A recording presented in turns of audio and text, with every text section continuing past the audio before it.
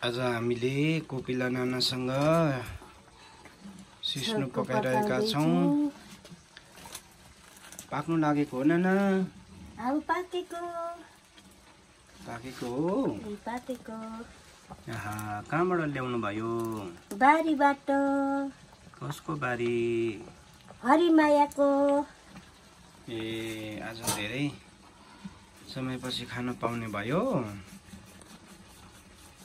यो के गर्नु भएको नाना? यो फिर्के दुटाको। ए, आज छोकु खानु पर्ने भयो। मिठो हुन्छ। अब चाहिँ यतिकै हो। दामी भयो। दामी भयो? दामी भयो। आजको हरियो दाल? हरियो दाल यो। अब दामी भयो।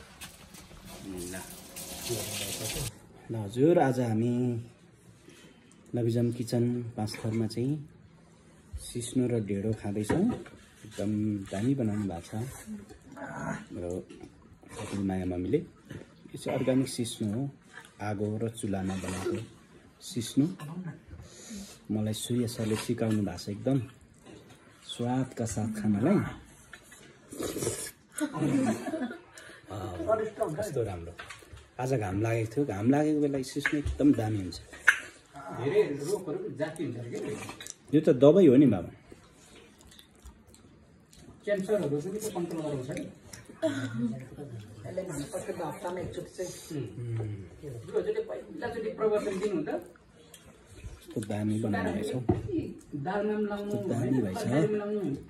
त्यसले चाहिँ एकदमै स्वास्थ्यको लागि भनेर सानो प्रवचन सुनाउनु भएको थियो। पहिलाचोटिको प्रवचन नै मैले सुनेको।